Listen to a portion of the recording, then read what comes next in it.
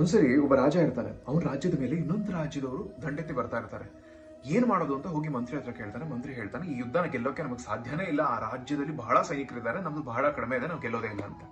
ಈ ರಾಜ ಆ ರಾಜ್ಯದಲ್ಲಿರೋ ಒಬ್ಬ ಸನ್ಯಾಸಿ ಹತ್ರ ಪ್ರತಿಯೊಂದಕ್ಕೂ ಉತ್ತರ ಕೇಳ್ತಾ ಇರ್ತಾನೆ. ಅವನ ಹತ್ರ ಹೋದಾಗ ಸನ್ಯಾಸಿ ಹೇಳ್ತಾನೆ, ನಿನ್ನ ಮಂತ್ರಿನ ಫಸ್ಟ್ ಜೈಲಿಗೆ ಹಾಕ್ಬಿಡು, ಇಲ್ಲ ಅಂತಂದ್ರೆ ನೀನ್ ಗೆಲ್ಲೋಕ್ ಸಾಧ್ಯನೇ ಇಲ್ಲ ಅಂತ. ಇವನು ಜೈಲಿಗೆ ಹಾಕ್ಬಿಡ್ತಾನೆ ಮಂತ್ರಿನ. ಸನ್ಯಾಸಿ ಹೇಳ್ತಾನೆ, ಈಗ ನಿನ್ನ ಸೈನ್ಯವನ್ನು ನಾನ್ ನಡ್ಸ್ಕೊಂಡು ಹೋಗ್ತೀನಿ ಯುದ್ಧಕ್ಕೆ ಅಂತ. ಸರಿ, ಹೊರಡ್ತಾನೆ. ಒಂದು ದೇವಸ್ಥಾನ ಸಿಗುತ್ತೆ, ಅಲ್ಲಿ ನಿಲ್ತಾನೆ ಸನ್ಯಾಸಿ.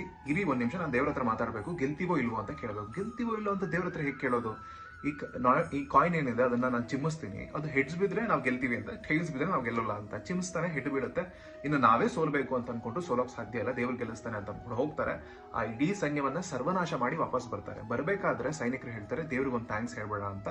ಸನ್ಯಾಸಿ ಹೇಳ್ತಾನೆ, ಅವಶ್ಯಕತೆ ಇಲ್ಲ ಅಂತ. ಸೈನಿಕರು ಕೋಪ ಬರುತ್ತೆ, ನಿನಗೆ ಕೊಬ್ಬ ಅಂದ್ಬಿಟ್ಟಿದೆ, ಗೆದ್ದಿವಿ ಅಂತ. ಕಾಯಿನ್ ತೋರಿಸ್ತಾನೆ, ಎರಡು ಕಡೆನೂ ಹೆಡ್ಸ್ ಇರುತ್ತೆ. ಇಲ್ಲಿ ನಾವು ಹೊರಡಬೇಕಾದ್ರೆ ನಿಮಗೆ ನಂಬಿಕೆ ಸೃಷ್ಟಿ ಆಯ್ತು, ಆ ನಂಬಿಕೆಯಿಂದ ನಾವು ಗೆದ್ದಿದ್ದು. ಆ ನಂಬಿಕೆ ಇದ್ರೆ ಗೆಲ್ಲೋಕ್ ಸಾಧ್ಯ. ಯಾಕಂದ್ರೆ ಸೃಷ್ಟಿಕರ್ತ ನಮ್ಮನ್ನೆಲ್ಲ ಸೃಷ್ಟಿ ಮಾಡಿದಾನೆ ಅಂತಂದ್ರೆ ಸಮಾನವಾಗಿ ಸೃಷ್ಟಿ ಮಾಡಿದಾನೆ. ಸೃಷ್ಟಿಕರ್ತ ನಮ್ಮನ್ನು ಸೃಷ್ಟಿ ಮಾಡಿದಾನೆ ಅಂತಂದ್ರೆ ಅವನ ಶಕ್ತಿ ನಮ್ಮಲ್ಲೂ ಇದೆ.